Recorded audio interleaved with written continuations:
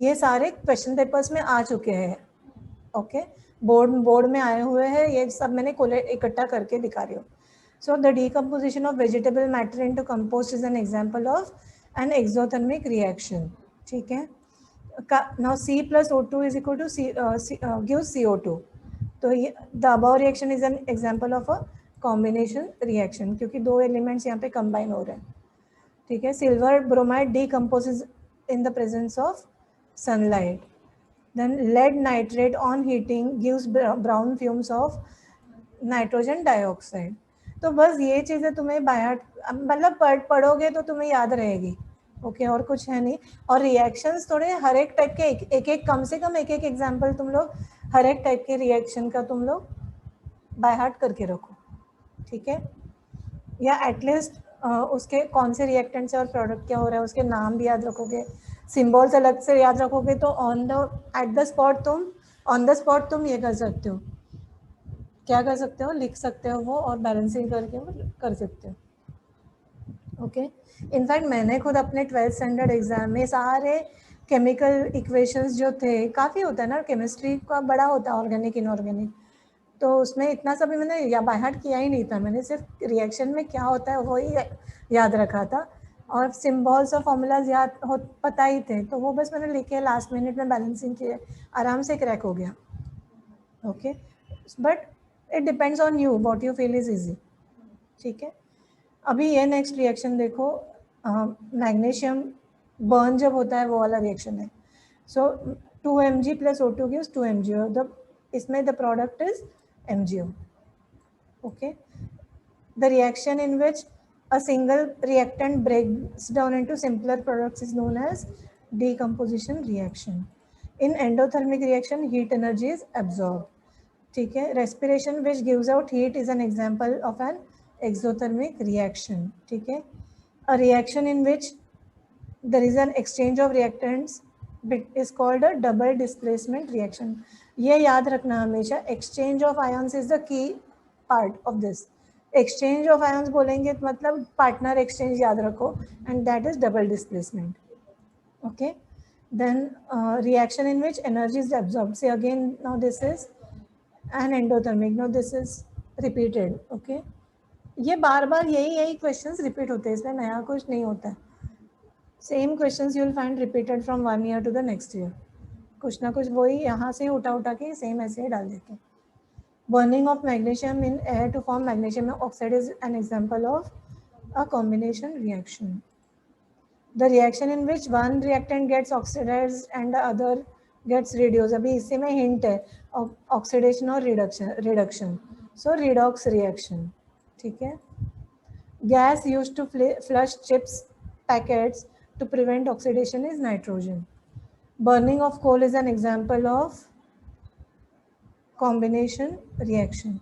क्यों carbon and oxygen combines to form carbon dioxide, ठीक है. The compound which is used in the manufacturing of cement is calcium oxide or quicklime, okay.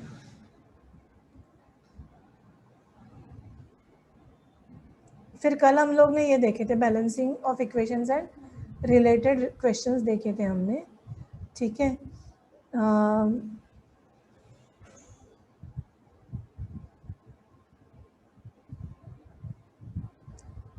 हाँ, तो अभी इसके अलावा एडिशनल क्या मिला है, ये मिले हैं मुझे.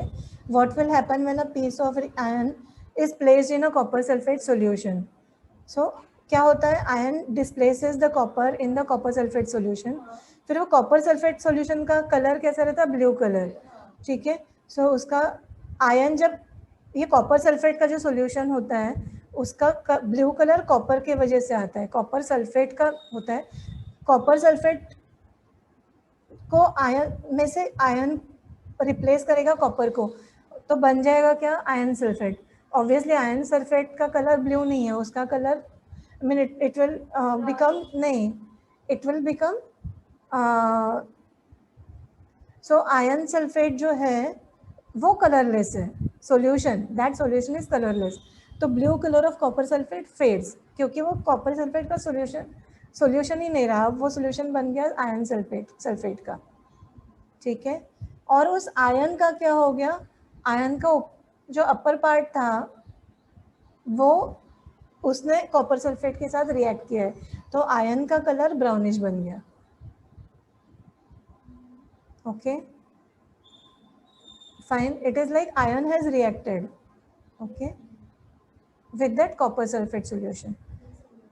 हाँ नहीं समझा?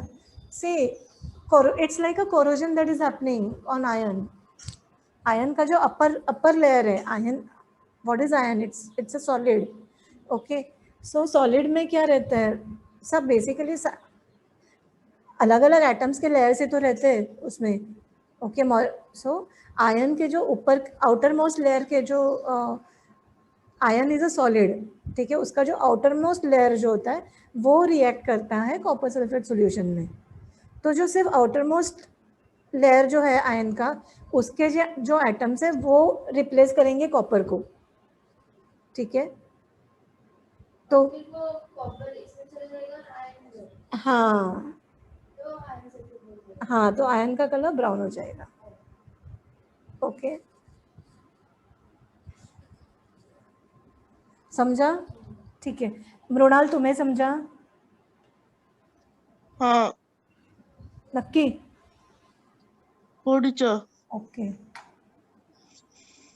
ठीक है. मग next, what is an endothermic reaction? An endothermic reaction is one in which energy is absorbed in the form of heat, light or electricity. ठीक है, ये डेफिनेशन है. तो बेसिकली ये सारे डेफिनेशन तुम लोगों ने याद रखने. What is exothermic reaction? And a reaction in which heat is evolved is called exothermic reaction. Precipitation reaction का क्या होता है? A reaction in which a precipitate is formed is called a precipitation reaction. ठीक है. सो अलग अलग displacement reaction क्या होता है, डबल डिस्प्लेसमेंट रिएक्शन क्या होता है, उसके डेफिनेशंस याद रखने हैं तुम्हें. अभी फॉर एग्जांपल यहाँ पे नेक्स्ट क्वेश्चन है displacement reaction and double displacement reaction के बीच में पॉइंट ऑफ डिफरेंस देना है. Okay right one point of difference. मैंने दो दे के रखे हैं. In case it comes for 2 points of differences you can write both, otherwise write any one. तो डिस्प्लेसमेंट रिएक्शन में क्या है, वन रिएक्टेंट जो है, एक रिएक्टेंट होता है एलिमेंट और दूसरा जो है वो कंपाउंड रहेगा हमेशा. ओके और डबल डिस्प्लेसमेंट रिएक्शन में क्या होगा, both reactants are ionic compounds, तभी वो आयोन्स एक्सचेंज होते हैं और पार्टनर चेंज हो जाता है इसमें. ठीक है. सो the first point is one reactant is an element and the other reactant is a compound.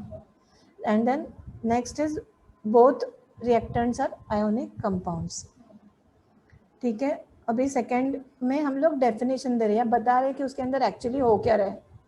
Okay a more reactive element, जो एलिमेंट है वो अगर ज़्यादा रिएक्टिव होगा ना, कंपाउंड में जो एलिमेंट है ओके उससे अगर ज़्यादा रिएक्टिव है तभी ये डिस्प्लेसमेंट रिएक्शन होने वाला है.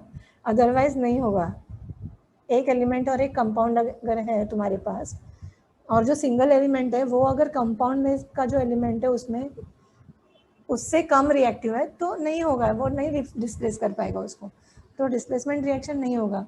सो डिस्प्लेसमेंट रिएक्शन के लिए जो एलिमेंट लगता है single element, that should be more reactive than the element which is there in the compound. Okay so element मतलब बेसिकली यहाँ पे मेटल्स होते हैं, हम लोग मेटल्स की बात करते हैं. So one metal replaces another metal in the compound. ठीक है. A more reactive element displaces the lesser reactive element in a compound. There is an exchange of ions between reactant compounds to form new product compounds. ठीक है.